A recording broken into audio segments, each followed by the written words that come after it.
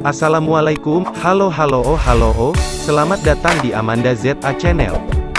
Jangan lupa di subscribe, like, share, dan komen, ya guys, biar channel ini bisa berkembang, karena subscribe itu gratis. Bukti sejarah Islam masuk ke Indonesia di sekitar abad ke-13, salah satunya adalah ditemukannya beberapa karya sufi abad tersebut.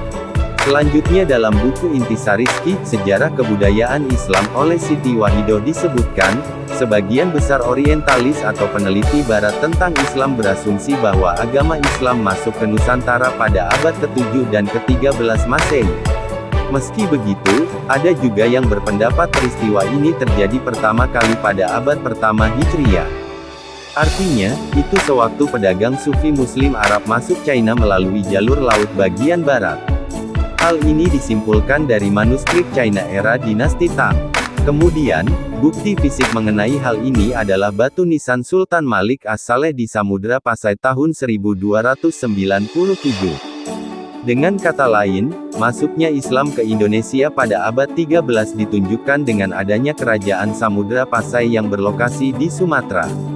Pendapat-pendapat ini lalu dipertegas dengan periode penyebaran tasawuf di Indonesia. Teori masuknya Islam ke Indonesia.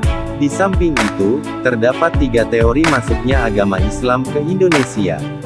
Disebutkan dalam buku Sejarah Indonesia Masuknya Islam hingga Kolonialisme tulisan Ahmad Fahri Hutauruk. Berikut ini pemaparannya. 1. Teori Gujarat. Teori Gujarat menerangkan agama Islam masuk ke Indonesia atau Nusantara pada abad ke-13 melalui pedagang Muslim India. Teori ini berdasarkan Pignapel asal Universitas Leiden. Dia mengatakan asal muasal Islam adalah Gujarat dan Malabar. 2. Teori Mekah. Teori Mekah pertama kali diutarakan Hamka dalam perhelatan Dais Natalis ke-8 di Yogyakarta. Dia mengungkapkan hal ini sebagai koreksi teori Gujarat.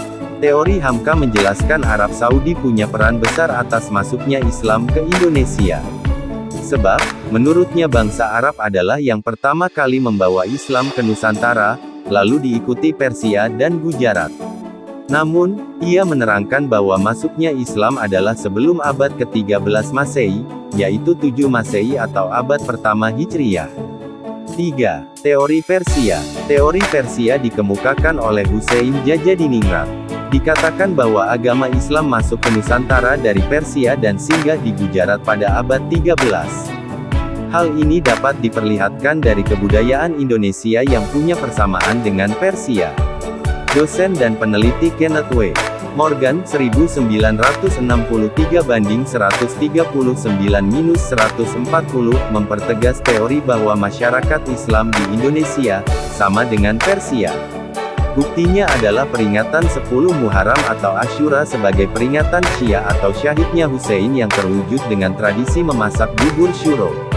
Teori Persia juga didukung melalui kesamaan ajaran Syekh Siti Jenar dengan ajaran Sufi Iran Al-Halaj.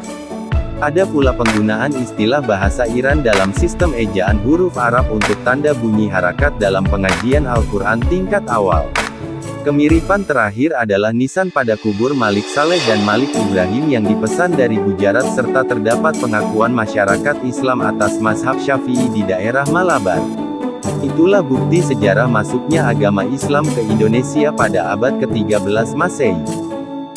Sekali lagi, jangan lupa subscribe, biar channel ini bisa berkembang, dan menampilkan berita-berita yang lebih menarik. Terima kasih dan wassalam.